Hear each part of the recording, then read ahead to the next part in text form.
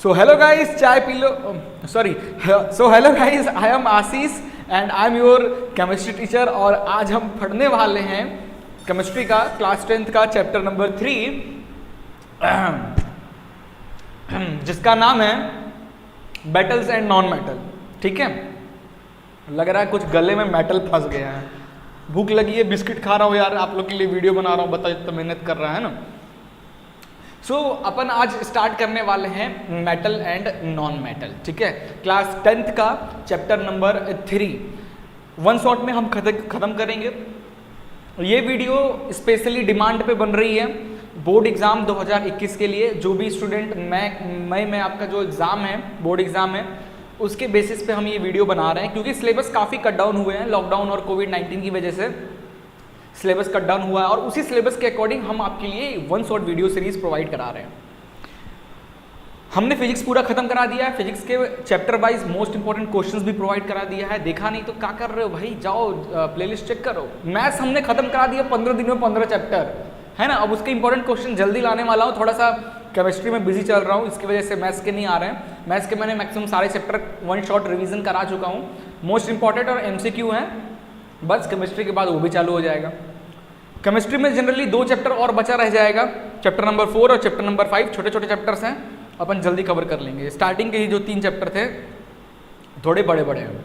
तो बिना किसी केमिस्ट्री आपा का अपन डायरेक्ट चलते हैं अपनी स्क्रीन पे और आज का जो चैप्टर है उसको स्टार्ट करते हैं.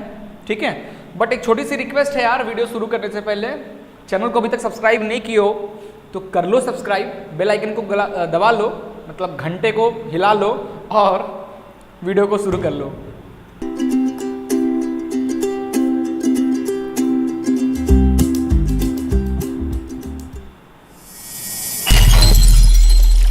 सो गाइस, जैसे कि आप यहाँ देख रहे हो चैप्टर नंबर 3 पढ़ने वाले हैं साइंस का, दैट इज केमिस्ट्री का, metal and non metal. Exam revision 20/2021 का ये रहेगा क्लास 10th. और वन शॉट वीडियो मैं कोशिश करूँगा एक ही शॉट में नहीं, ये वाला शॉट नहीं, ये वाला शॉट, एक ही शॉट में ये पूरा चैप्टर समझाने की हम कोशिश करेंगे.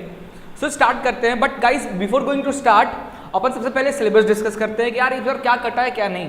तो सिलेबस 2021 की बात करें तो मेटल्स एंड नॉन मेटल्स में आपको properties of metal, non metal की प्रॉपर्टीज पढ़ना है, both physical and chemical properties. Reactivity series आपको पढ़ना है. मैं ट्रिक बताऊंगा यार कैसे याद करें रिएक्टिविटी सीरीज को. Formation and properties of ionic compound. Ionic compound क्या होता है, उसका फॉर्मेशन वगैरह कैसे होता है, हम ये भी डिस्कस करेंगे. वहीं डिलीटेड पोर्शन की बात करें तो बेसिक मेटलर्जिकल प्रोसेस जो है like corrosion and it's provision वाला पार्ट डिलीट कर दिया गया है. ठीक है, तो लास्ट का जो कोरोजन वाला पार्ट है वो चीज़ को डिलीट कर दिया गया है. बाकी जितने भी हैं वो पढ़ना है आपको इस चैप्टर में. ठीक है, थोड़ा सा लेंथी चैप्टर है बट अपन कोशिश करेंगे. लेकिन हाँ, पिछले वाले चैप्टर से तो कम है, ज़्यादा. पिछली बार 33 स्लाइड्स के थे वो चैप्टर. चलिए इंट्रोडक्शन स्टार्ट करते हैं. और स्टार्ट करते ही आप पहले ये बताओ, आपने पढ़ा था प्योर सब्सटेंसेस कितने टाइप के होते हैं. तो यार बच्चों, हमें पता था सब्सटेंसेस 2 टाइप के होते हैं. कौन कौन से, एक प्योर सब्सटेंस और एक इम्प्योर सब्सटेंस. प्योर सब्सटेंस और दूसरा हमने पढ़ा था इम्प्योर सब्सटेंस. क्लास 9th की बात कर रहा हूँ, अभी की नहीं. ठीक है, प्योर सब्सटेंस क्या होता है, ऐसे सब्सटेंस जिसमें सिर्फ एक ही एलिमेंट हो, एक ही एलिमेंट से वो सब्सटेंस बना हो, दैट इज प्योर सब्सटेंस. और वहीं इम्प्योर सब्सटेंस की बात करें, इम्प्योर सब्सटेंस की, तो ऐसे सब्सटेंस जो 2 या 2 से ज़्यादा एलिमेंट से मिलकर बने हो. प्योर सब्सटेंस में 2 चीज़ आता है. एक आता है हमारा दैट इज एलिमेंट और दूसरा आता है कंपाउंड, है ना. एलिमेंट क्या होता, हाइड्रोजन, नाइट्रोजन, ये सिंगल एलिमेंट है, सिंगल एलिमेंट्स है. वहीं कंपाउंड की बात करें, जब 2 से ज़्यादा एलिमेंट्स मिलकर एक फॉर्म बनाते हैं, लाइक H2O, H भी है, O भी है, दैट इज कंपाउंड. ठीक है, single H is element, H2 या H2 combined with oxygen H2O, that is compound. ठीक है, तो ये प्योर सब्सटेंस में आते हैं. वहीं इम्प्योर सब्सटेंस की बात करें तो यहाँ पे मिक्सचर आता था. ये अपन क्लास 9th में पढ़े थे यार, रिवीजन कर रहे हैं जस्ट. तो यार अपन सबको मार देते हैं गोली, अपन को इतना सा पार्ट नहीं पढ़ना है. अपने को सिर्फ इस चैप्टर में एलिमेंट्स के बारे में पढ़ना है. क्यों? क्योंकि एलिमेंट्स के अंदर भी क्या क्या आता है, एलिमेंट्स के अंदर भी हमने क्लास 9th में पढ़ा था, एक होता है मेटल, एक होता है नॉन मेटल और तीसरा होता है मेटलॉइड्स।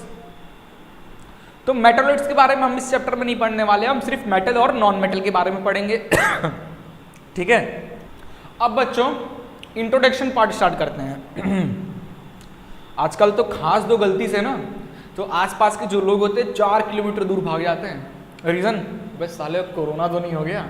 अरे नहीं यार, वैक्सीन भी लग रही है ना, अब कुछ नहीं होगा, डरो मत। तू भी मत डर भाई, नहीं बस ये खा रहा हूँ ना इसलिए, है ना। सो इंट्रोडक्शन की बात करते हैं चैप्टर का। तो एलिमेंट क्या होता है, element can be classified as metal and non metal और मेटलॉइड्स भी on the basis of their properties के अकॉर्डिंग। कुछ मेटल्स का नाम याद दिला दे रहा हूँ अगर आप भूल गए हो तो। Iron, that is Ferium, aluminium, silver, copper, याद आ गया मेटल का नाम। वहीं नॉन मेटल्स की बात करें तो hydrogen, nitrogen, sulphur, oxygen are the non metals. कुछ फोटोज है, देखो ये आयरन है, ये एल्यूमिनियम है, ये कॉपर है, ये आपका नॉन मेटल हाइड्रोजन है। ठीक है, सो अपन अब स्टार्ट करने वाले हैं next slide. Periodic table, modern periodic table आप नाम सुने होंगे। अभी अगला जो चैप्टर है ना पूरा इसी टेबल पे है। तो यार क्लास 9th में आपने नंबर 1, उसके बाद नंबर 2, नंबर 3, 4, 5, 6, 7, 8, 9, 10, 11, 12, 13, 14, 15, 16, 17, 18, 19, 20 तक का आपने कैल्शियम तक का आपने पढ़ाई की थी। क्लास 10th में आ गए हो तो 20 आपने 9th में पढ़ा था, 10 और पढ़ लो यार, थोड़ा सा और आगे बढ़ जाओ, खत्म कर दो यहाँ तक और याद कर लो, है ना। अच्छी बात है। अब यार ये पीरियोडिक टेबल में अभी नहीं समझाने वाला, जस्ट दिखा रहा हूँ कि यार इसको काम पड़ेगा। आप यहाँ पे देखोगे ये जितने भी ये जो आपको दिख रहे हैं, ये स्काई ब्लू कलर से, डेट इज द मेटल। ठीक है, मेटल है। और जितने भी यहाँ पे orange colours, carbon, nitrogen, oxygen, hydrogen, ये सब क्या है, हमारे नॉन मेटल्स हैं। और आखिरी वाला जो ये कॉलम है, इस कॉलम को अपन नोबल गैसेस कहते हैं। क्या कहते हैं इस कॉलम को? Noble gases. क्या होता है कुछ आगे कुछ देर बाद पता चल जाएगा। अपन स्टार्ट करेंगे properties of metal and non metal से। तो सबसे पहले अपन फिजिकल प्रॉपर्टीज स्टार्ट करने वाले हैं। फिजिकल प्रॉपर्टीज देखते हैं, फिर हम केमिकल प्रॉपर्टीज को भी देखेंगे। केमिकली क्या डिफरेंसेस होता है मेटल और नॉन मेटल में, उससे पहले फिजिकली बात कर लेते हैं। ठीक है, फिजिकली की बात करें बच्चों तो सबसे पहले लस्टर की बारे में बात करेंगे। लस्टर क्या होता है भाई? चमक, चमकना, है ना। तो मेटल की बात करें तो मेटल हैव शाइनिंग सरफेस। वहीं नॉन मेटल की बात करें तो they do not have shining surface except iodine. तो जो मेटल्स होते हैं, जितने भी मेटल्स होते हैं बच्चों, सारे मेटल्स लस्टर रहते हैं, यानी चमकते हैं। वहीं नॉन मेटल की बात कर ले तो देख लो यहाँ पे कोल वगैरह ये सब चमकते नहीं है। सिर्फ एक नॉन मेटल होता है जो चमकता है, दैट इज आयोडीन, नमक। चमक क्रिस्टल्स नमक के चमकते हैं ना, वो भी तो नॉन मेटल ही है ना। ओके, वहीं हार्डनेस की बात करें, हार्डनेस की खुद ही सोचिए, बताओ मेटल का हार्डनेस ज़्यादा होगा या नॉन मेटल का होगा? तो metal they are generally hard, बहुत ही हार्ड होता है मेटल्स, कुछ को छोड़ के, except sodium, lithium and potassium which are soft and can be cut with knife. सिर्फ 3 ऐसे मेटल्स हैं जो यार हार्ड नहीं होते हैं, सॉफ्ट होते हैं, इजीली नाइफ से कट जाते हैं। नाम याद कर लेना है, सोडियम, लिथियम और पोटेशियम। वहीं नॉन मेटल की बात करें तो जनरली नॉन मेटल हमारे सॉफ्ट होते हैं, कुछ को छोड़ के। Example diamond, a form of carbon which is hardest natural substance, है ना। डायमंड कार्बन से बना रहता है, और कार्बन जिस भी सब्सटेंस में जितना ज़्यादा कार्बन होता है वो मटेरियल उतना ज़्यादा हार्ड होता है, ब्रिटल होता है ना। अब ये जो टूल देख रहे होगे, ये एक टूल होता है जिससे हम किसी भी मेटल की हार्डनेस टेस्ट करते हैं। एक मशीन में ये टूल को लगा देते हैं, वो मशीन क्या करता है, इसका जो निब है ना उसको उस मेटल में गड़ाता है। तो वो मेटल में एक पर्टिकुलर उससे गड़ाएगा, और वो निब कितना अंदर गया, कितना पेनिट्रेट किया उस मेटल में, उस पेनिट्रेट के अकॉर्डिंग हम बता सकते हैं कि यार वो मेटल कितना हार्ड है।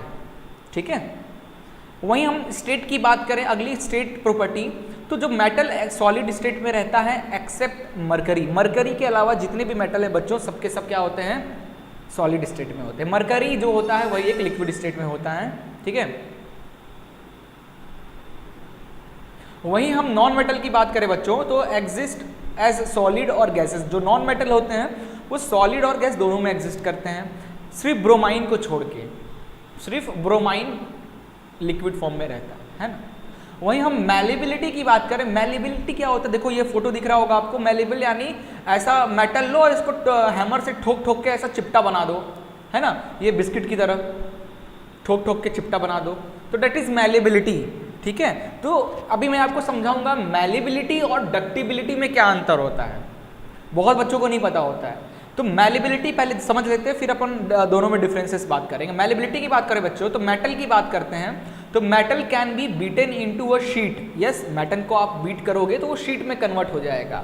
Gold and silver are the most malleable metal. सबसे ज़्यादा मेलेबल मेटल्स कौन से हैं, गोल्ड और सिल्वर। एमसीक्यू में आ सकता है तो भैया याद रखना। वहीं नॉन मेटल की बात करें तो नॉन मेटल आर ये मेलेबल नहीं होता। जहां तुमने ये देखो, ये भी तो एक नॉन मेटल ही है ना, इस पर मैंने अगर हथौड़ा मारा तो ये पूरा बिखर जाएगा, चूर चूर हो जाएगा, ब्रिटलनेस। ठीक है, अब हम आगे डिस्कस करने वाले हैं फिर से फिजिकल में डक्टिलिटी। डक्टिलिटी क्या होता है, मेटल की बात करें तो metal can be drawn into thin wire. ये मेटल हैं और ये नॉन मेटल हैं। डक्टिलिटी क्या होता है, मेटल्स को ऐसे अगर आप खींचोगे तो वो क्या होगा, वायर्स में कन्वर्ट हो जाएगा।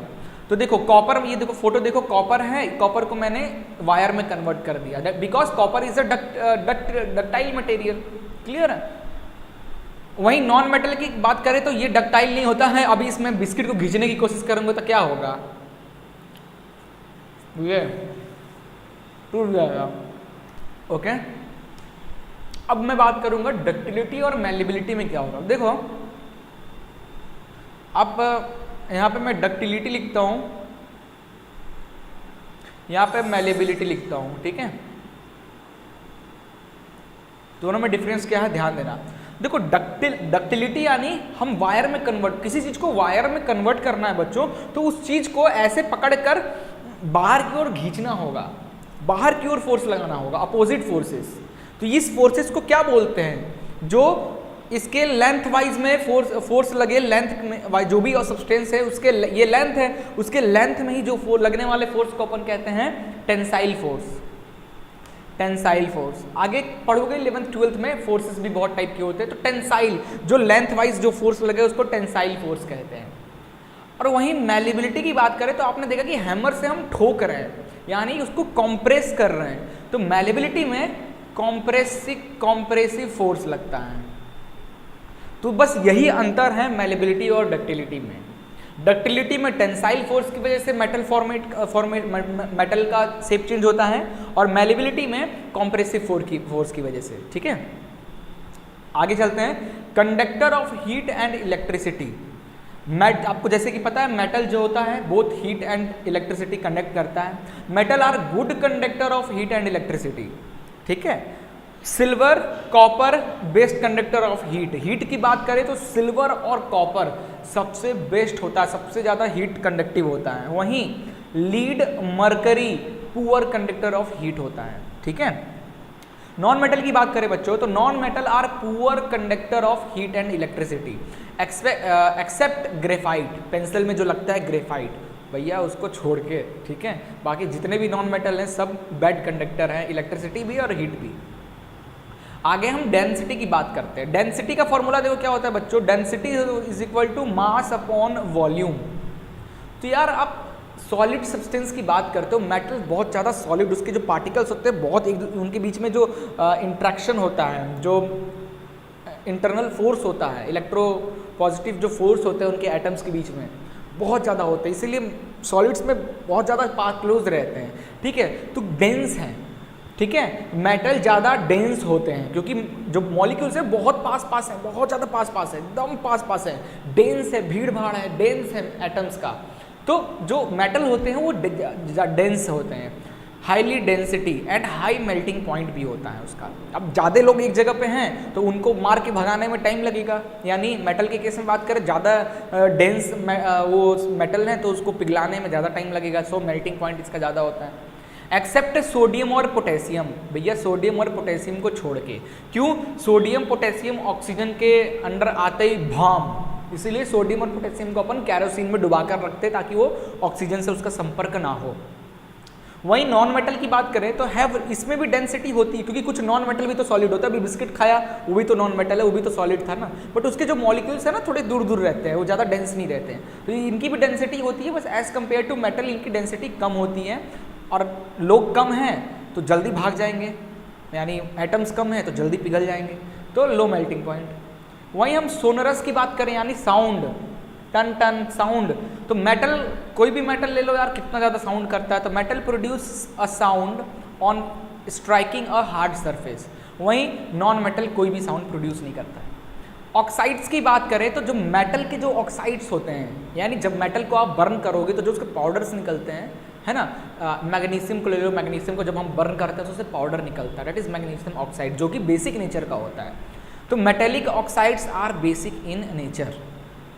यहाँ पे केमिस्ट्री स्टार्ट होता है गलत होना, सारे metallic oxides not a basic in nature, but generally 98% जो मेटल्स होते हैं वो क्या होते हैं बच्चों, बेसिक, उनके जो ऑक्साइड्स होते हैं, मेटल के जो ऑक्साइड्स होते हैं वो बेसिक नेचर के होते हैं। वहीं नॉन मेटल की बात करें तो इसमें भी ये एसिडिक नेचर के, नॉन मेटल के जो ऑक्साइड्स होते हैं वो एसिडिक नेचर के होते हैं, ठीक है। चलो आगे चलते हैं, अगला है केमिकल प्रॉपर्टीज। हमने फिजिकल प्रॉपर्टीज पूरे मेटल्स के पढ़ लिए ना, अब अपन उसके केमिकल प्रॉपर्टीज के बारे में पढ़ने वाले हैं। तो सबसे पहले ऑक्सीडाइजिंग एंड रिडक्टिंग एक्शन के बारे में देखने वाले। देखो पिछले चैप्टर में हमने ऑक्सीडेशन और रिडक्शन पढ़ा था, उसी से रिलेटेड ये भी है। मेटल्स की बात करें तो metals are generally good reducing agent. Metals, जितने भी मेटल्स होते हैं ना गाइस, उनके ऊपर पॉजिटिव चार्ज होता है, और किसी एलिमेंट के ऊपर पॉजिटिव चार्ज है, इसका मतलब वो जो एलिमेंट है ना इलेक्ट्रो पॉजिटिव एलिमेंट है। क्या है? इलेक्ट्रो पॉजिटिव एलिमेंट्स है। और जिस भी एलिमेंट के ऊपर नेगेटिव रहता है उसको अपन इलेक्ट्रोनेगेटिव कहते हैं, और वो जनरली नॉन मेटल्स होते हैं, इलेक्ट्रोनेगेटिव। अब ऐसा क्यों होता है? किसी मेटल के ऊपर प्लस होते हैं, किसी के ऊपर माइनस होते हैं, कुछ मेटल्स, कुछ एलिमेंट्स के ऊपर नहीं होते हैं। क्यों? क्योंकि यार वो फुलफिल है, उसमें वो सही है, उसको कोई इशू नहीं है, बट कुछ होते हैं। कैसे? उसको कैसे समझते हैं, ये क्या क्यों होता है, वे भी मैं आपको समझाता हूँ। पहले इतना समझ लेना कि मेटल जो है good conductor, good reducing agent होता है, वहीं नॉन मेटल जो है गुड ऑक्सीडाइजिंग एजेंट होता है, ठीक है। ऑक्साइड्स की बात करें तो their oxides are generally basic in nature metal के, और इनके एसिडिक इन नेचर। हाइड्राइड्स की बात करें तो metals usually form unstable hydrides. अब जो मेटल के ऑक्साइड्स होते हैं उनको जब पानी में मिलाओगे ना तो वो हाइड्राइड्स बनते हैं और वो अनस्टेबल रहते हैं, ठीक है। वहीं non metal usually form stable hydrides, उनके जो हाइड्राइड्स बनते हैं वो स्टेबल होते हैं। अभी ये स्टेबल और अनस्टेबल क्या होता है यार, अभी थोड़ी देर में डाउट्स क्लियर हो जाएंगे, अभी समझ लो, प्रॉपर्टीज अभी नोट कर लो, समझ में आ जाएगा धीरे धीरे पूरा चैप्टर, ठीक है। चलो action with acid, metal acid के साथ रिएक्ट करता है तो क्या बनता है? सॉल्ट बनता है, साथ में हाइड्रोजन गैस निकलता है, पिछले चैप्टर में पढ़े थे। वहीं नॉन मेटल भी क्या करता है? Non metal generally do not react with mineral acid, ठीक है। वैलेंस इलेक्ट्रॉन की बात करें तो ज़्यादातर जो मेटल्स होते हैं ना उनके आउटर सेल में ना गाइज 1, 2 या 3 इलेक्ट्रॉन्स होते हैं। मेटल्स हैव 1, 2 और 3 वैलेंस इलेक्ट्रॉन्स होते हैं। वहीं नॉन मेटल की बात करें तो non metal usually have 4, 5, 6, 7 valence electron in their outer shell, ठीक है। नहीं समझ में आया? आओ समझाते हैं। कुछ मेटल्स को लेते हैं, तो जैसे अपन कुछ मेटल, मैग्नीशियम ले लेते हैं। मैग्नीशियम कितना है भैया एटॉमिक नंबर इसका? 12 है। मैग्नीशियम का एटॉमिक नंबर है 12, तो 12 को तोड़ो 2,8,2 है ना। जैसे ये हमारा न्यूक्लियस है, ये है हमारा फर्स्ट ऑर्बिटल, ये हमारा सेकेंड ऑर्बिटल, क्लास 9th की याद आ गई होगी, ये है हमारा थर्ड ऑर्बिटल। और हमें पता है पहले ऑर्बिटल में सिर्फ 2 ही इलेक्ट्रॉन्स रह सकते हैं, उसके बाद वाला जो उसमें है उसमें 8 रह सकते हैं, 2, 8, 18, इस तरीके से ना, याद है वो पॉल्स का formula 2n²। That is K L M shell, K shell is equal to 1 number पे, एल 2 नंबर पे, एम 3 नंबर पे। तो एम सेल में कितने इलेक्ट्रॉन्स होंगे, तो 2n यानी कितने, थर्ड गोले में, तो थर्ड का स्क्वायर, तो 2 इंटू 3 का स्क्वायर 9 18, तो इसमें 18 इलेक्ट्रॉन्स होंगे, इसमें 8 इलेक्ट्रॉन्स होंगे, इसमें 2 इलेक्ट्रॉन्स होंगे। तो 2 8 18 इस तरीके से फिल किया जाता है। तो मैं इस एटॉमिक नंबर जो मैग्नीशियम का एटॉमिक नंबर 12 है, इसको मैंने कैसे फिल किया, 2 मैंने इसमें डाल दिया, 8 इसमें डाल दिया, फिल हो गया। 8 के बाद फिर और 8 + 2 10, अभी 2 और चाहिए, 2 और कहाँ डालूं, अगले वाले में, तो 2 मैंने अगले वाले में डाल दिया। तो 2 8 2, तो देखो आखिरी सेल में कितने हैं, 2 ही इलेक्ट्रॉन्स हैं। जितने भी मेटल्स होंगे ना, उनके आखिरी सेल में जो इलेक्ट्रॉन्स होंगे बच्चों 1 2 या 3 होंगे, ठीक है। वहीं हम नॉन मेटल की बात करें, कार्बन एक नॉन मेटल है, इसका एटॉमिक नंबर 6, इसको देखोगे 2 5 5 to 6। तो नॉन मेटल में क्या होता है, इसमें 5 6 7 ये सब 4 ये सब अगर हैं आखिरी सेल में तो ये नॉन मेटल कहलाएंगे। और वहीं जिसके आखिरी सेल में 1 2 ये हैं उसको अपन मेटल कहेंगे, है ना। क्लियर हो गया डाउट, आगे बढ़ें। अब यहाँ पे देखो, अब जो मैं आपको समझाना चाह रहा था, रिड्यूसिंग एजेंट और ऑक्सीडाइजिंग क्या, जैसे ये देखो सोडियम और क्लोरीन NaCl जब आपस में रिएक्ट करते हैं तो क्या बनाते हैं, NaCl। सोडियम और क्लोरीन जब रिएक्ट करते हैं तो वो बनते हैं सोडियम क्लोराइड, है ना। तो सोडियम क्लोराइड जो बना है उनके उसके ऊपर चार्जेस कुछ इस तरीके से, यहाँ पे देखो Na+Cl- लिखते हैं। ये Na के ऊपर एक प्लस और Cl के ऊपर एक माइनस क्यों है, इसको जानने के लिए आप थोड़ा सा वीडियो को कंटिन्यू रखिए। हम अभी आगे डिस्कस करेंगे पूरा का पूरा इसी चीज़ पे, यहाँ पे अपन टाइम वेस्ट नहीं करेंगे, ठीक है। चलिए, reaction of metal with air. अब अपन थोड़ी सी स्पीड बढ़ा रहे हैं, तो आप भी तो अपने आप को तैयार कर लो कि यार अब तो तेजी से बेसिक चीज़ें हमने क्लियर कर लिया। अब अपन रिएक्शंस पढ़ने वाले हैं, तो जल्दी जल्दी रिएक्शंस को पढ़ेंगे, ठीक है। मैं भी एक्शन मोड में आ जाता हूँ, ठीक है। चलो, reaction of metal with air की बात करते हैं। तो ध्यान देना यहाँ पे, मेटल कॉम्बाइन एयर, यानी एयर में क्या है सबसे ज्यादा ऑक्सीजन, तो metal combine with oxygen to form metal oxide. तो याद रखना इसका जनरल फॉर्मूला है, जब भी कोई मेटल ऑक्सीजन के साथ रिएक्ट करेगा तो बन जाएगा मेटल ऑक्साइड। एग्जाम्पल के तौर पे देख लो, copper react with oxygen to form copper oxide. अब बैलेंसिंग करने तो आता ही है, इधर देखो 2 ऑक्सीजन है तो मैंने इसके लिए 2 इधर लगाया, तो कॉपर 2 हो गया, तो 2 इधर लगा के बैलेंस कर दिया। बैलेंस आप करना, तो कॉपर ऑक्साइड बना। Aluminium plus oxygen, aluminium oxide बन गया Al2O3।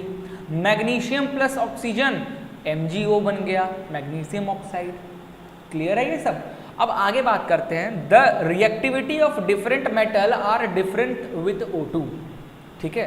क्यों, देखो अलग अलग एलिमेंट्स अगर हैं तो उनका कोई महत्व होगा ना, कि नहीं तो सब अगर एक ही रिएक्ट दें, सब लोग एक ही प्रोडक्ट देंगे, तो फिर उनका अलग अलग नाम से क्या मतलब, साइंटिस्ट पागल थोड़ी ना थे। नहीं, पागल तो थे भैया, पागल थे तभी ये सब कर लिए, नहीं तो हम जैसे लोग तो ना कर पाए, अपन पागल नहीं है ना।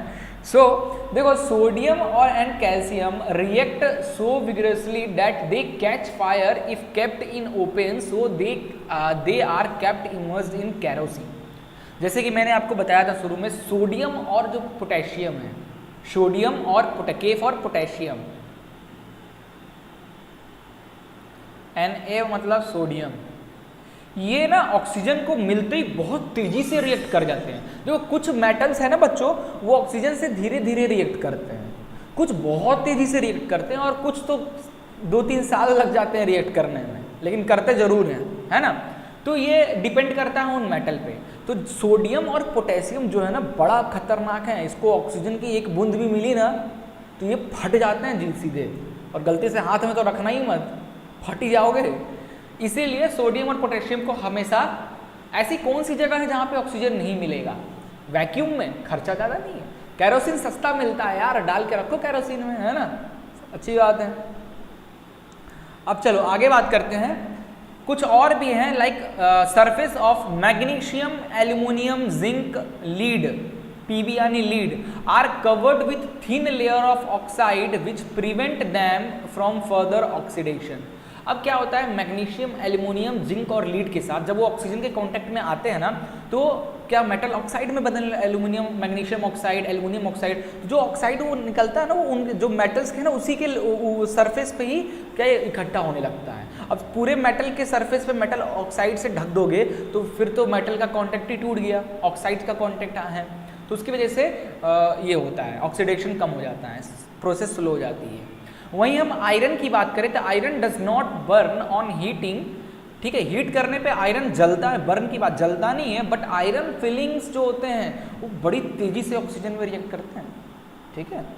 वहीं कॉपर की बात करें बच्चों तो copper does not burn but is coated with black copper oxide. वहीं हम Au और Ag सिल्वर की बात करें तो Ag यानी सिल्वर है बच्चों, Au मतलब गोल्ड, तो गोल्ड और सिल्वर की बात करें तो does not react with oxygen, ये ऐसे मेटल है जो ऑक्सीजन के साथ रिएक्ट नहीं करते हैं, ठीक है, करते तो हैं यार, सिल्वर तो गोल्ड आजकल की गोल्ड करने लगे हैं। देखो प्योर गोल्ड और प्योर सिल्वर की बात करें तो यार सच में नहीं करते बहुत, लेकिन जो आजकल मार्केट में ज्वेलरीज वगैरह बनाते हैं ना, उसमें क्या करते हैं, कुछ एक्स्ट्रा वो मिला देते हैं, जिसकी वजह से यार आप देखते हो मम्मी लोग क्या करती है, गोल्ड यार ये गोल्ड का कलर डाउन हो गया है, जाती हैं फिर कलर थोड़ा सा ठीक करवाने, या सिल्वर में तो फिर उसको गर्म पानी नींबू से फिर रगड़ के साफ करते, चमक आती है, रिएक्शन तो होता है, बट वो तो वैसे भी 2-3 चीज़ें उसमें मिलाकर बनाते हैं। सो अब देखो एक होता है एमोफेट्रिक ऑक्साइड, ठीक है, एम्फोट्रिक ऑक्साइड्स। एम्फोट्रिक ऑक्साइड्स क्या होता है, ऐसे ऑक्साइड्स, कुछ मेटल्स ऐसे होते हैं बच्चे जिनकी ऑक्साइड्स जो होता है ना वो एसिडिक और बेसिक दोनों से रिएक्ट कर, दोनों होता है, एसिडिक भी होता है और बेसिक भी होता है। जनरली हमने क्या पढ़ा था, मेटल की जो ऑक्साइड्स होते हैं वो बेसिक नेचर के होते हैं, बट कुछ मेटल्स ऐसे होते हैं जिनके ऑक्साइड्स जो होते हैं ना वो एसिडिक और बेसिक दोनों बिहेवियर समय समय पे शो करते हैं। कौन से वो दो हैं, एल्युमिनियम और जिंक के ऑक्साइड्स। और ऐसे ऑक्साइड्स, ऐसे मेटल ऑक्साइड्स को ही अपन एम्फोट्रिक ऑक्साइड्स कहते हैं। एमसीक्यू में आ सकता है, इंपॉर्टेंट है, याद रखना। एग्जाम्पल देखो, एल्युमिनियम ऑक्साइड को अगर आप HCl से रिएक्ट करोगे तो एल्युमिनियम क्लोराइड और साथ में पानी छोड़ देगा। वहीं एल्युमिनियम ऑक्साइड को किसी बेस से रिएक्ट करोगे तब भी ये रिएक्ट करेगा और पानी H2O, है ना। सो ये अगला अपन पढ़ने वाले हैं reaction of metal with water.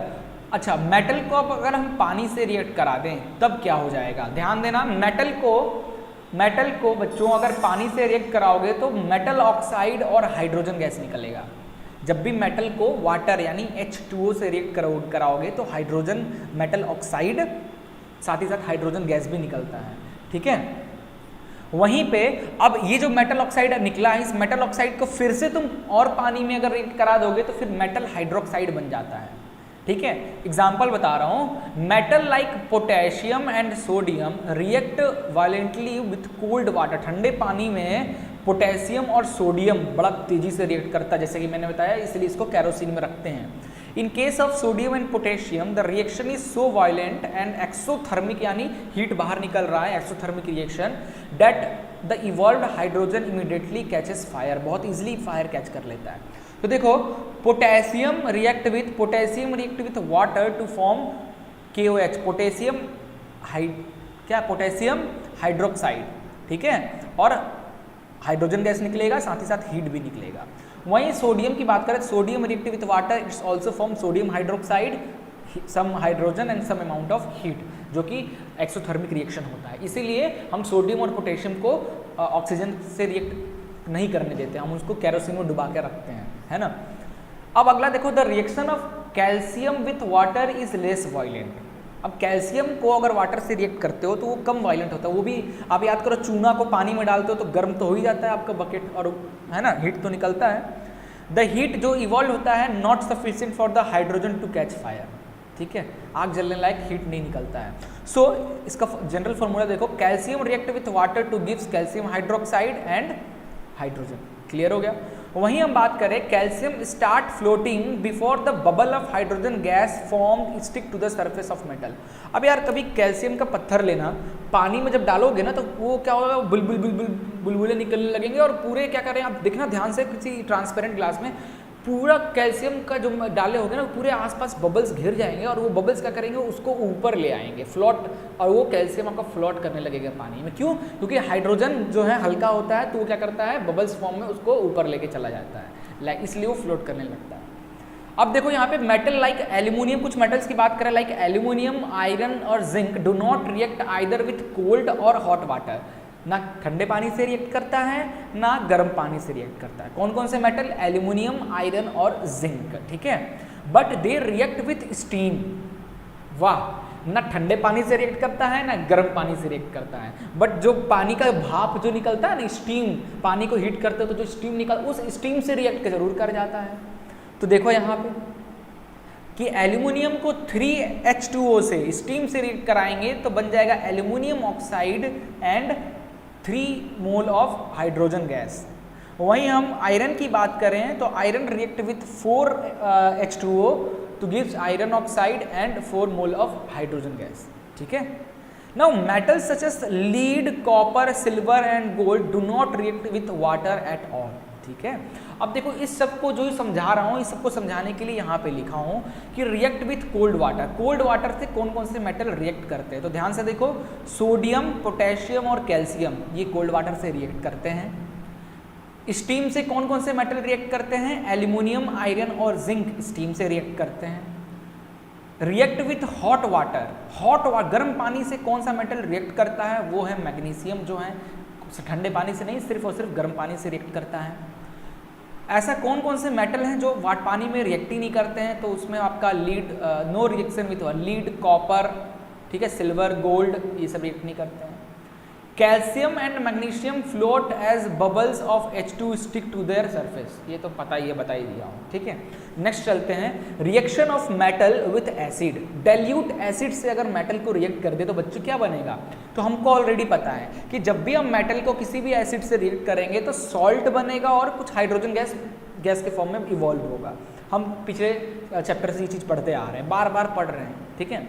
अब जैसे एग्जाम्पल दें, कुछ मेटल्स हैं like copper, silver, mercury, Hg is mercury, do not react with dilute acid. ये जो है ये डाइल्यूट एसिड से रिएक्ट नहीं करते हैं। कॉपर, सिल्वर और आपका मरकरी, Hg, ये रिएक्ट नहीं करते हैं एसिड से, ठीक है। ध्यान में रखना, MCQ की बात है ये। एग्जाम्पल के तौर पे कुछ एग्जाम्पल्स देख लेते हैं। तो आयरन को HCl से रिएक्ट कराओगे तो आयरन क्लोराइड फैमिली का है, तो ये भी एक सॉल्ट हुआ और हाइड्रोजन गैस। मैग्नीशियम और HCl, मैग्नीशियम क्लोराइड, ये भी क्लोराइड फैमिली का है, हाइड्रोजन गैस निकलेगा। Zinc plus HCl, zinc chloride plus hydrogen. Aluminium plus HCl, aluminium chloride plus H2 gas बाहर निकलेगा, है ना, ये हो गया। Now the rate of formation of bubbles, जैसे कि हमें पता है कि हाइड्रोजन्स क्या करते हैं, ये जो भी मेटल आपने उस मेटल के सरफेस पे इकट्ठा होकर उसको हल्का करके ऊपर की ओर ले जाते हैं। तो सबसे तेज कौन सा मेटल, सबसे ज़्यादा हाइड्रोजन किस मेटल्स में निकलता है? तो सबसे ज़्यादा मैग्नीशियम रिएक्टिव होता है, इसलिए मैग्नीशियम में सबसे ज़्यादा निकलता है, फिर एल्यूमिनियम, फिर जिंक और देन आयरन लास्ट में। याद रखना ये चीज़। नेक्स्ट है बच्चों, देखो anodizing is the process of forming a thick oxide layer of aluminium, ठीक है। Aluminium develop a thin oxide layer when exposed to air. This aluminium oxide coat make it resistance to further corrosion. देखो होता क्या है, हमें पता है यार कुछ मेटल्स जो होते हैं ना बहुत जल्दी कोरोड हो जाते हैं, मतलब जंग लग जाता है।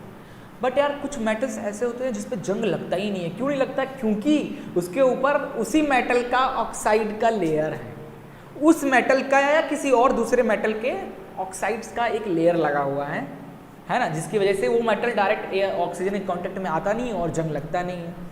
तो एनोडाइजिंग इसी प्रोसेस के बोलते हैं कि जब किसी मेटल के ऊपर, ठीक है, उस मेटल की ऑक्साइड लगा देना, that is the process of anodizing करना, जिसकी वजह से आपका मेटल फर्दर ऑक्सीडाइज नहीं होगा, जिसकी वजह से आपका मेटल कोरोड नहीं होगा। दैट प्रोसेस को एनोडाइजिंग कहते हैं, ठीक है। आगे अपन गैल्वेनाइजेशन भी पढ़ेंगे, देखेंगे तब। अब देखो एक्वारिजिया नाम के, बच्चा बहुत इंपॉर्टेंट है, बहुत लोग छोड़ देते हैं इसको पढ़ाना, मैं पढ़ा रहा हूँ। एक्वारिजिया आपने सुना होगा नाम, क्या होता है? जैसे कि अभी हमने पढ़ा कि कुछ मेटल्स ऐसे होते हैं जो एसिड से रिएक्ट नहीं करते हैं, लाइक मैंने बताया कॉपर, सिल्वर, मरकरी, ये एसिड से रिएक्ट ही नहीं करते हैं। बट एक तरीके का सॉल्यूशन होता है जिससे ये इसको डिकम्पोज किया जा सकता है, रिएक्शन कराया जा सकता है इन मेटल्स को। वो जो कंपाउंड है, वो जो सॉल्यूशन है, उस सॉल्यूशन को ही अपन एक्वारिजिया कहते हैं। वो सॉल्यूशन बनता कैसे है? देखो, एक्वारिजिया का मतलब होता है Latin for royal water is a freshly prepared mixture of concentrated hydrochloric acid and concentrated nitric acid in the ratio of 3:1। ठीक है, 3 रेशियो में हाइड्रोक्लोरिक एसिड प्लस 1 के रेशियो में नाइट्रिक एसिड HNO3 मिलाकर हमारा बनता है एक मिक्सचर बनता है। अब ये जो मिक्सचर है ना, इस मिक्सचर में आपके जो एलिमेंट्स है बच्चों, लाइक आपके एलिमेंट लाइक गोल्ड हो गया, ठीक है, ये इजिली क्या होते हैं? डिसॉल्व हो जाते हैं। It can dissolve gold even though neither of this acid can do so alone. अब हाइड्रोक्लोरिक एसिड से गोल्ड को आप करो तो गोल्ड कोई रिएक्शन नहीं होगा, HNO3 लगा दो तो भी कोई रिएक्शन नहीं होगा। तो क्लियर हो गया ये चीज़? ठीक है, अकेला डिसॉल्व नहीं कर पाएगा, बट ये HCl 3 mole of HCl and 1 mole of HNO3 मिल जाए तो ये गोल्ड को डिसॉल्व कर सकता है। ध्यान रखना, गोल्ड ही क्यों, ये जो Hg है और कॉपर है इनको भी कर देगा। ठीक है, इस ऐसे मिक्सचर्स को ही अपन एक्वारिजिया कहते हैं। याद रखना, हमेशा भूलना नहीं है। भूल गया ना बेटा, यहीं से चप्पल फेंक के मारूंगा। ये चीज़ भूलना नहीं है, बहुत मुश्किल से ये मैं PPT आपके लिए बनाता हूँ। यार क्यों भूलते हो? इतना अच्छे से पढ़ा रहा हूँ, बहुत बच्चे भूल जाते हैं। यार आप लोग कैसे भूलते हो? मैं तो कोई चीज़ एक बार पढ़ लेता हूँ ना तो फिर जल्दी भूलता नहीं, बट वो तरीका होता है पढ़ने का कि आप वीडियो एक तरफ वीडियो देख रहे होगे, दूसरे तरफ इंस्टाग्राम चल रहा होगा, या फिर इधर हेलो जी कैसे हो और इधर चल रहा है वीडियो मेरा, है ना। ऐसा मत करना, only concentrate in my video during watching, ठीक है, और कुछ काम नहीं करना है। चलिए आगे चलते हैं। अगला है reaction of metal with solution of other metal salt. देखो, एक मेटल है और एक जो दूसरा है वो मेटलिक सॉल्ट है। इनका जब रिएक्शन हम कराएंगे तो हमें क्या मिलेगा? तो देखो, मेटल ए को जब हम सॉल्ट सॉल्यूशन बी से रिएक्ट कराएंगे तो सॉल्ट सॉल्यूशन ए बन जाएगा और मेटल बी अलग हो जाएगा। उसकी गर्लफ्रेंड को लेकर भाग गया, याद आया? डिस्प्लेसमेंट रिएक्शन चैप्टर 2 में पढ़ाया था। तो देखो, आयरन को मैंने एक टेस्ट ट्यूब लिया, उस टेस्ट ट्यूब में मैंने आयरन डाल दिया। यहाँ बना के बता रहा हूँ, ये लिया मैंने टेस्ट ट्यूब, इस टेस्ट ट्यूब में मैंने डाल दिया आयरन के टुकड़े, है ना। अब इस टेस्ट ट्यूब में आयरन के टुकड़ा लेने के बाद मैं इसमें डाल दे रहा हूँ कॉपर सल्फेट, जो कि कुछ ब्लू कलर का होता है। अब मैं इसमें कॉपर सल्फेट डाल दिया, ये लो कॉपर सल्फेट डाल दिया। अब क्या करा, ये आयरन ने क्या किया, इस कॉपर को यहाँ से मारा एक लात और ये बेचारा कॉपर उचक के चला गया अकेला, और यहाँ सल्फेट को क्या कर लिया, अपने पास ले लिया और बन गया आयरन सल्फेट, और ये बेचारा कॉपर अकेला हो गया। That is displacement reaction. एक ही बार डिस्प्लेस हुआ है ना, एक ही के साथ, तो सिंगल डिस्प्लेसमेंट रिएक्शन। ठीक है, तो क्या किया, एक बंदे ने दूसरी की गर्लफ्रेंड को छटका लिया, या एक गर्लफ्रेंड ने दूसरे की बॉयफ्रेंड को छटका लिया, है ना। अब ऐसा कुछ नहीं है, ऐसा नहीं होता है, नहीं होता है ना ऐसा। वे सालों करना मत ऐसे, ठीक है, तकलीफ होता है। और कुछ बच्चे सोचेंगे सर आपके साथ हुआ है क्या? अरे मेरे साथ तो हर 2-4 दिन होता रहता है ये सब चीज़। चलो आगे देखते हैं। अच्छा, अब ये तो बताओ यार, ये ऐसे कैसे तुम छटका ले जाओगे किसी की गर्लफ्रेंड को? कैसे कैसे, क्या ये 2 ही कंडीशन पे होता है। देखो, किसी की गर्लफ्रेंड को अगर छटकाना है ना, ये 2 ही कंडीशन है। या तो तुम उससे बलवान हो, उसको मार पीट के ढूंसा वूसा, ये धमकी उमकी देके अबे कल से दिखना मत, है ना। या दूसरा तरीका है कि यार वो लड़की बेचारी उससे परेशान है, तुमने उसको थोड़ा सा मोह माया दिया और वो तुम्हारे साथ आ गई, है ना। यहाँ पे भी यही केस है, यहाँ पे दूसरा वाला नहीं, यहाँ फर्स्ट कंडीशन है कि जो आयरन है ना वो कॉपर से ज़्यादा रिएक्टिव है, ज़्यादा पावरफुल है, ज़्यादा इजीली रिएक्ट कर जाता है किसी भी के साथ। तो इसलिए ये आयरन क्या किया, कॉपर को लात मार के भगा दिया और सल्फेट को अपने पास कर लिया, है ना। तो ये रिएक्टिविटी सीरीज आपको पता होना चाहिए। अब यहीं पे अगर मैं ऐसा आपको इक्वेशन दे दूं कि सर ये लो बच्चा, कॉपर प्लस आयरन सल्फेट, अब बताओ इधर प्रोडक्ट क्या बनेगा, तो भैया कुछ नहीं बनेगा। क्यों नहीं बनेगा? कॉपर वीक होता है, आयरन, ये कॉपर, तुम कमजोर हो, है ना, कैसे उसकी गर्लफ्रेंड को छटकाओगे? पता, तुम बटिस्टा या केन की गर्लफ्रेंड को छटका लोगे?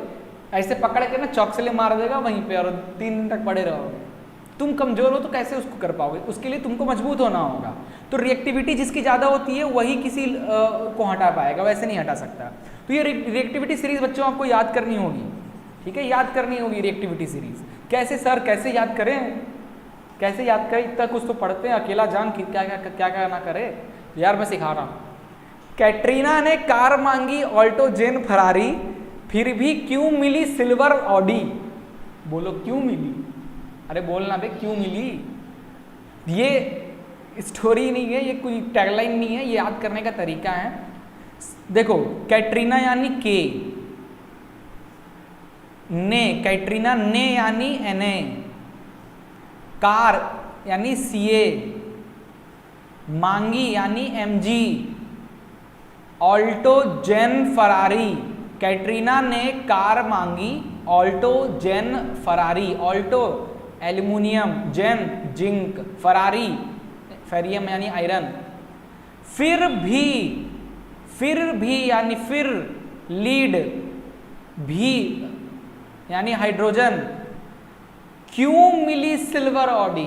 क्यों यानी कॉपर, मिली, क्यों मिली सिल्वर ऑडी, ठीक है। सिल्वर यानी मिली, मिली यानी मरकरी, मिली यानी मरकरी, और मरकरी का क्या नाम होता है? Hg, मरकरी का सिंबल H। क्यों मिली सिल्वर यानी Ag, सिल्वर, ऑडी यानी Au यानी गोल्ड, है ना। तो सबसे ऊपर जो है कैटरीना ने कार मांगी, KNAM और ये सबसे ज़्यादा मोस्ट रिएक्टिव एलिमेंट्स होते हैं। उसके बाद जो बीच वाले हैं, जेन, ऑल्टो जेन फरारी, हाइड्रोजन, ये लेस रिएक्टिव होते हैं, और copper, Hg, Ag, U, gold, ये सब लीस्ट रिएक्टिव होते हैं। तो जो हाईली रिएक्टिव एलिमेंट्स हैं वही दूसरे सॉल्ट सॉल्यूशन में से जो होगा, अगर वो वीक होगा तो उसको हटाकर उसकी जगह पे वो खुद आ जाएगा। उसके लिए आपको पता होना चाहिए कि भैया आयरन ज़्यादा रिएक्टिव है कॉपर से, तो उसके लिए रिएक्टिविटी सीरीज यहाँ होना चाहिए। तो ये याद कर लो, कैटरीना ने कार मांगी ऑल्टो जेन फरारी, फिर भी क्यों मिली सिल्वर ऑडी, ठीक है, बस याद रखना ये चीज़। आगे चलते हैं, reaction of metal with non metal. Metal और नॉन मेटल का अगर रिएक्शन करा दें तो क्या होगा, ध्यान से देखना। Reactivity of element is the tendency to attain a completely filled valence shell. देखो यार बच्चों, जब भी कोई मेटल या जब भी कोई दो एलिमेंट्स आपस में कॉम्बाइन होकर एक नॉर्मल एलिमेंट बनते हैं तो वो स्टेबल स्टेट में आ जाते हैं। तो स्टेबल होने के लिए बच्चों, स्टेबल होने के लिए क्या होना पड़ता है, उनके बैलेंस सेल आखिरी में 8 इलेक्ट्रॉन्स होने चाहिए, मतलब वो बैलेंस्ड होने चाहिए। तो यार एक याद करो, आपने पढ़ा था, मैं आपको एक क्वेश्चन से ये चीज़ समझाता हूँ, बहुत ही इंपॉर्टेंट है, समझना अच्छे से, ठीक है। मैं आपको एक क्वेश्चन दे रहा हूँ क्लास 9 की, Na एंड Cl का फॉर्मूला बनाओ, फॉर्मूला बनाओ Na और Cl का। तो क्या करते थे, यहाँ लिखते थे Na और यहाँ लिखते थे Cl। अब सोडियम की वैलेंसी 1, क्लोरीन की वैलेंसी भी 1 होती है। वैलेंसी यानी आखिरी सेल में जो इलेक्ट्रॉन्स होते हैं उन्हीं को वैलेंसी कहते हैं। बट 1 से लेके 4 तक, 4 से ज़्यादा अगर हो तो उसको 8 से माइनस करते हैं और जो आता है वो उसका वैलेंसी होता है। याद आ गया ना 9th वाला। तो सोडियम की भी वैलेंसी 1 होती है, कैल्शियम की भी वैलेंसी 1 होती है। इसको इधर दे दो, इसको इधर दे दो, ये क्या बन जाएगा, NaCl। NaCl तो बन तो गया आपका फॉर्मूला NaCl। बट क्या ये फॉर्मूला स्टेबल है? ये दोनों को जोड़ना है तो यार इनको स्टेबिलिटी भी मेंटेन करनी होगी। क्या ये स्टेबल है? क्या ये फॉर्मूला कंप्लीट है? जी नहीं, अभी ये फॉर्मूला कंप्लीट नहीं है। क्यों नहीं कंप्लीट है? देखो ना ध्यान से। सोडियम जो होता है इसका एटॉमिक नंबर कितना होता है बताओ? सोडियम का एटॉमिक नंबर होता है बच्चों 11। तो 11 को इलेक्ट्रॉनिक कॉन्फ़िगरेशन करो तो 2,8,1 हो जाएगा। वहीं हम क्लोरीन की बात करें तो क्लोरीन का एटॉमिक नंबर होता है 17। तो इसका इलेक्ट्रॉनिक कॉन्फ़िगरेशन करो 2,8,7। ओके ठीक है। तो यार ये इसका आखिरी जो सेल है उसमें 1 इलेक्ट्रॉन है और इसके आखिरी में 7 है। अगर इस 1 को मैं हटा दूं तो ये 2,8, यानी ये जो सोडियम है, अभी जो सोडियम है ना आखिरी में एक ही इलेक्ट्रॉन है। अभी जो ये सोडियम है ये फ्री इलेक्ट्रॉन्स हैं, है ना, ये मतलब ये स्टेबल नहीं है। वैसे ही क्लोरीन भी स्टेबल नहीं है। आउटर मोस्ट में 8 इलेक्ट्रॉन्स होंगे या तभी वो स्टेबल होगा। ये क्लोरीन अभी स्टेबल नहीं है, ना ही सोडियम स्टेबल है। तो अगर मैं इस क्लोरीन में से सोडियम में से 1 को हटा दूं, इस सोडियम में से 1 को हटा दूं, 1 को हटा दूं तो ये सोडियम स्टेबल हो जाएगा। वैसे ही क्लोरीन में से 7 बहुत बड़ा है, 7 को हटा नहीं सकते, बहुत बड़ा नंबर है। अगर मैं इस 7 को किसी तरीके से इसमें एक इलेक्ट्रॉन ऐड करके इसको इस 7 को मैं 8 कर दूं तो ये भी स्टेबल हो जाएगा। हमें अभी पता है कि NaCl, हम इस क्लास 9th में जो टेक्निक पढ़े थे फॉर्मूला बनाने का, इस फॉर्मूला की हेल्प से NaCl कंबाइन कर सकते हैं। बट बच्चों Na में से मुझे एक इलेक्ट्रॉन निकालना होगा और उस इलेक्ट्रॉन को देना होगा किसको? क्लोरीन को। तो हमें पता है कि अगर ये एक एटम है तो किसी एटम में नंबर ऑफ इलेक्ट्रॉन जो होते हैं बच्चों वो इक्वल होते हैं नंबर ऑफ प्रोटॉन के। ओके, तो अगर एक इलेक्ट्रॉन इससे निकल जाता है तो प्रोटॉन, अब जैसे 7 electron is equal to 7 proton. अब एक इलेक्ट्रॉन अगर यहाँ से निकल जाता है तो ये हो जाता है 6 इलेक्ट्रॉन एंड 7 प्रोटॉन। अब प्रोटॉन क्या हो गया? भारी पड़ गया।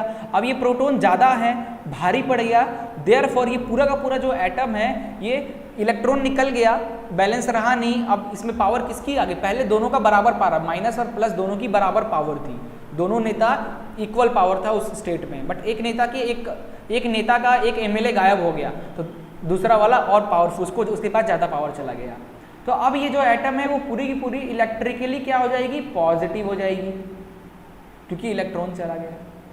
अब वहीं तो ये इलेक्ट्रॉन गया, इसलिए जब इसके सोडियम से मैंने एक इलेक्ट्रॉन हटा दिया तो इसके ऊपर 1+ आ जाएगा, क्योंकि एक इलेक्ट्रॉन गया तो एक प्रोटॉन की पावर उसके पास आ गई, तो वो मेटल 1 पॉजिटिव हो गया, है ना। वहीं क्लोरीन को तुमने 1 दे दिया तो देखो मान लो कि 7 इलेक्ट्रॉन और 7 प्रोटॉन एक एटम में हैं। अब तुमने इसमें एक इलेक्ट्रॉन दे दिया तो ये 8 हो गया। अब इसमें इलेक्ट्रॉन की राज, क्योंकि इलेक्ट्रॉन के पास ज़्यादा बहुमत है, तो अब ये जो एटम है ये हो गया इलेक्ट्रोनेगेटिविटी हो गया। तो इसमें एक ऐड किए हो तो 1 हो गया। अब ये जो नया फार्मूला बनेगा Na+Cl-, ये है सही फॉर्मूला NaCl का। ठीक है बच्चों, क्लियर हो गया।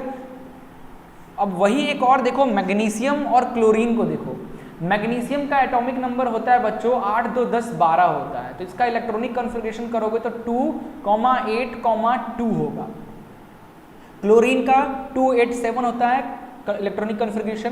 तो यार ये देखो मैग्नीशियम को स्टेबल करने के लिए जो 2 को अगर मैं निकाल दूं तो इस 2 को निकाल दूंगा, 2 इलेक्ट्रॉन्स को निकाल दूंगा तो पॉजिटिव चार्ज बढ़ जाएगी उस एटम का और वो एटम इलेक्ट्रोपॉजिटिव हो जाएगा। कितने का इलेक्ट्रोपॉजिटिव हो जाएगा? 2 का। 2 इलेक्ट्रॉन गए तो 2 प्रोटॉन बढ़ गए, है ना। तो ये 2 का प्लस, तो Mg के ऊपर आ जाएगा 2+। वहीं क्लोरीन में क्या होगा? क्लोरीन को तो 1 ही चाहिए, तो ये जो 2 उसमें से निकला है, एक इस क्लोरीन के पास आ गया तो ये क्लोरीन स्टेबल हो गया और उस क्लोरीन के ऊपर आ गया माइनस।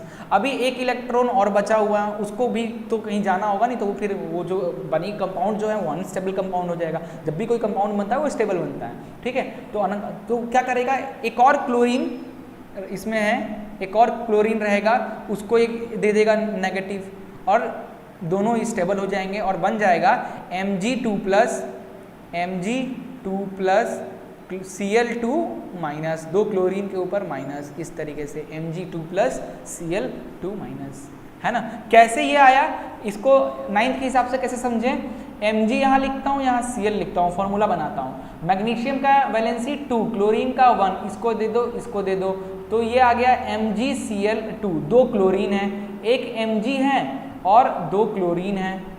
तो जो इसका इलेक्ट्रॉनिक कन्फिग्रेशन 2,8,2, अभी इस 2 को अगर मैं हटाऊंगा तो एक इलेक्ट्रॉन इसको दे देता हूँ और एक इलेक्ट्रॉन इसको दे देता हूँ, तो ये 1 इलेक्ट्रोनेगेटिव हो जाएगा और ये 2 पॉजिटिव हो जाएगा, तो बन गया Mg2 plus Cl2 minus power. ठीक है, ओके। तो बस यही आपको बताना था। मेटल, जब भी मेटल और नॉन मेटल रिएक्ट करते हैं तो वो हमेशा कोशिश करते हैं स्टेबल रहने के लिए, स्टेबल रहने के लिए आपस में इलेक्ट्रॉन डोनेट और इलेक्ट्रॉन गेन करते हैं। ठीक है, तो जो मेटल होता है, मेटल क्या करता है, हमेशा क्या करता है, देखो मेटल के 1, 2 और 3 वैलेंसी होते हैं, तो 1, 2, 3 को अपन निकाल सकते हैं, इजीली हटा सकते हैं, यानी मेटल्स जो होते हैं डोनर होते हैं। ठीक है, वहीं नॉन मेटल की बात करें बच्चों, तो नॉन मेटल की वैलेंसी कितनी होती है आखिरी सेल में, मैंने बताया था 6, 7, 8, तो मैं अपन 6, 7 और 8 को नहीं निकाल, बहुत बड़ा नंबर है, उसमें हम ऐड जरूर कर सकते हैं। इसलिए जो नॉन मेटल होते हैं इलेक्ट्रॉन गेनर होते हैं, एक होता है डोनर, एक होता है गेनर। ठीक है, एक्सेप्टर, डोनर और एक होता है एक्सेप्टर। ठीक है, चलिए ये हो गया। अगले चलते हैं, आयोनिक कंपाउंड क्या होते हैं बच्चों, यहीं पे हम एक चीज पढ़ेंगे, ionic compound. The compound formed by transfer of electron from a metal to non metal are called ionic compound और इलेक्ट्रोवैलेंट कंपाउंड। जब भी किसी मेटल से इलेक्ट्रॉन निकलकर नॉन मेटल में जाता है और उससे जो कंपाउंड बनता है, उस कंपाउंड को हम लोग आयोनिक कंपाउंड कहते हैं। अभी हमने एग्जांपल देखा, Na plus Cl minus, Mg2 plus Cl2 minus, ये भी तो कंपाउंड है। और यहाँ पे देखो मेटल से निकल, ये Na मेटल है, Cl नॉन मेटल है, तो आपस में इन्होंने एक्सचेंज किया अपने इलेक्ट्रॉन्स, तो ये जो कंपाउंड्स हैं, इन कंपाउंड्स को ही अपन आयोनिक कंपाउंड या इलेक्ट्रोवैलेंट कंपाउंड कहते हैं। ठीक है, अब आयोनिक कंपाउंड की कुछ प्रॉपर्टीज होते हैं बच्चों। फिजिकल नेचर की बात करें तो they are solid and hard और जनरली ब्रिटलनेस होते हैं, ब्रिटलनेस यानी इजीली यहाँ थोड़ा मारो तो टूट जाना। मेल्टिंग एंड बॉइलिंग पॉइंट की बात करें तो they have high melting and boiling point. ठीक है, सॉल्युबिलिटी की बात करें तो जनरली वाटर में इजीली सॉल्यूबल हो जाते हैं and insoluble in solvents such as kerosene और पेट्रोल में ये इजीली सॉल्यूबल नहीं होते हैं। वाटर में सॉल्यूबल हो जाते हैं बट कैरोसिन और पेट्रोल के साथ ये नहीं घुलते हैं। कंडक्शन ऑफ इलेक्ट्रिसिटी की बात करें तो आयोनिक कंपाउंड्स जो होते हैं conduct electricity in molten state and solution form but not in solid state. जो आयोनिक कंपाउंड्स होते हैं सॉलिड स्टेट में इलेक्ट्रिसिटी कंडक्ट नहीं करते हैं, उनको पानी में मिलाकर उनका सॉल्यूशन बनाना पड़ता है या उसको पिघलाना पड़ता है, तब वो इलेक्ट्रिसिटी कंडक्ट करते हैं। ये कुछ इंपॉर्टेंट चीज़ें हैं, आपको याद रखना है। उसके बाद मैंने कुछ compounds like NaCl, LiCl, CaCl2, calcium chloride, calcium oxide, magnesium chloride, इन सब का मेल्टिंग पॉइंट केल्विन में, डिग्री केल्विन में, और बॉइलिंग पॉइंट भी लिखा रखा है। तो अगर आप याद कर सकते हो तो ज़रूर करने की कोशिश करना, अदरवाइज कोई बात नहीं है। बट जो मेन है लाइक सोडियम क्लोराइड और मैग्नीशियम क्लोराइड और कैल्शियम क्लोराइड, इनका तो याद कर ही लेना। ठीक है, चलिए आगे बढ़ते हैं। अगला है बच्चों अकरेंस ऑफ मेटल्स। ठीक है, तो मेटल्स कैसे बनता है, कैसे मेटल बनता है, ये देख जाने वाले हैं। देखो जनरली इसके कुछ टॉपिक्स, अब जो चीज़ें आने वाली हैं वो टॉपिक इस साल नहीं आएगा बोर्ड में, लॉकडाउन और कोविड-19 की वजह से कट कर दिया गया है। तो थोड़ा बहुत इसमें का कुछ पॉइंट्स हैं जो जान लो, हो सकता है ये आ जाए। कुछ पार्ट्स मैं छोड़ दूंगा जो कि नहीं आने वाला है, बट कुछ पार्ट्स को मैं इसमें पढ़ाने वाला हूँ। तो अकरेंस ऑफ मेटल को देखते हैं, मेटल बनता कैसे है। तो मिनरल्स और क्या होता है पहले ये समझते हैं। मिनरल्स क्या होते हैं बच्चों, द एलिमेंट और compound which occurs naturally in earth crust are called minerals. Earth के क्रस्ट में जो नेचुरली जो एलिमेंट और कंपाउंड पाए जाते हैं, ऐसे एलिमेंट और कंपाउंड्स को अपन मिनरल्स कहते हैं। ओर्स क्या कहते हैं, minerals that contain very high percentage of particular metals and metal can be profitable extracted from it such as metals are called ores। ऐसे minerals जिसमें जो मेटल का ओर है लाइक आयरन बहुत ज़्यादा परसेंट में अवेलेबल है और उनको उससे निकालना प्रॉफिटेबल होता है, मतलब निकालने का जो अगर मैं निकालने में मेटल इस ओर से मेटल निकाल रहा हूँ तो 2 रुपये का खर्चा लग रहा है मेटल निकालने में और बेच रहा हूँ 5 रुपये में, तो प्रॉफिट हो रहा है ना। तो अगर ऐसा प्रॉफिटेबल हो रहा है ना, ऐसे को अपन ओर्स कहते हैं, है ना। बहुत सारे ओर होते हैं बट सब में से मेटल्स को निकालना प्रॉफिटेबल नहीं होते, तो उनको अपन ओर में गिनते ही नहीं है ना। तो यहाँ पे कुछ और भी पॉइंट्स लिखा गया है कि metal found at the bottom of reactivity series are least reactive and they are often found in nature in free state. देखो ये रिएक्टिविटी सीरीज बच्चों यहाँ पे मैंने बना रखा है, आपको याद है ना, कैटरीना ने कार मांगी, ऑल्टो जेन फरारी, फिर भी क्यों मिली सिल्वर ऑडी, है ना। तो जो फाउंड इन नेगेटिव, यहाँ पे देखो सबसे ज़्यादा ये जो सबसे ज़्यादा मोस्ट रिएक्टिव होते हैं, ये लीस्ट रिएक्टिव होते हैं, है ना, और ये तो नॉट रिएक्टिव होते हैं।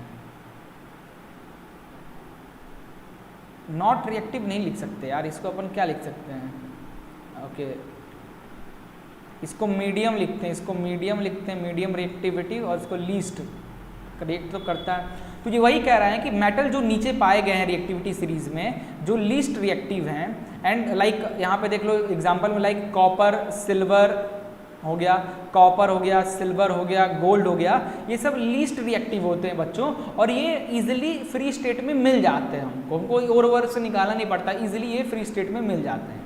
वहीं हम बात करें metal found in middle reactivity series, like zinc हो गया, आयरन हो गया, लीड हो गया, ये मिडिल वाले जो हैं metals are usually found in the form of oxide, sulphide और कार्बोनेट के फॉर्म में पाए जाते हैं। ठीक है, ऑक्साइड, सल्फाइड और कार्बोनेट्स के फॉर्म में पाए जाते हैं। फिर उन ऑक्साइड, सल्फाइड और कार्बोनेट को प्रोसेस करके मेटल निकालने के प्रोसेस करके हम उससे मेटल्स निकालते हैं। तो ये लीस्ट रिएक्टिव होते हैं, इसलिए ऑक्साइड फॉर्म में रहते हैं, ठीक है, डायरेक्ट फ्री स्टेट में नहीं रहते हैं। वहीं जो हाईली रिएक्टिव मेटल्स होते हैं टॉप के, like sodium, potassium, sodium, calcium, magnesium, aluminium, ज़्यादा रिएक्टिविटी होने की वजह से ये फ्री स्टेट में नहीं पाए जाते हैं, दे आर वेरी रिएक्टिव होते हैं, जिसकी वजह से ये जो मेटल्स लाइक ये जो हैं जैसे बताया कि ये टॉप पे जो फ्री स्टेट में नहीं पाए जाते हैं। Many metal are found in the form of oxide because oxygen is abundant in the nature and is very reactive. ठीक है, अब देखो मेटल को कैसे निकालते हैं, एक्सट्रैक्शन ऑफ मेटल। ठीक है, मेटल को कैसे एक्सट्रैक्ट करना है, तो यार ये सिलेबस में देखोगे, अगर आप यहाँ पे बेसिक एक्सट्रैक्शन प्रोसेस आपको नहीं पढ़ना है, सिलेबस में देखोगे बेसिक मेटलर्जिकल प्रोसेस आपको नहीं पढ़ना है ना। तो मैं जस्ट थोड़ा बहुत हिंट दे रहा हूँ और ये चैप्टर को अपन खत्म कर रहे हैं, इससे ज़्यादा अपन को नहीं पढ़ना है। और भी बहुत सारे हैं, तो मेटल को कैसे एक्सट्रैक्ट करते हैं आपको छोटा मोटा हिंट दे देता हूँ। सबसे पहले एनरिचमेंट ऑफ ओर्स, पहले तो ओर्स ढूंढते हैं, उस ओर्स में से हम उस मेटल ऑक्साइड निकालते हैं, उस मेटल ऑक्साइड्स में से हम मेटल निकालते हैं, और फिर उस मेटल को हम शेप देकर एक शेप देते हैं जिस भी फील्ड में हमें चाहिए रहता है। तो सबसे पहला प्रोसेस होता है कि एनरिचमेंट ऑफ ओर्स या कंसंट्रेशन ऑफ ओर्स को फाइंड करना, then conversion of concentrated ore into crude metal. उस ओर को सेकेंड स्टेप होता है, पहले ओर फाइंड करो जमीन से, फिर उस ओर को बच्चों हम क्या करते हैं, क्रूड मेटल यानी मेटल के ऑक्साइड्स में हम चेंज करते हैं।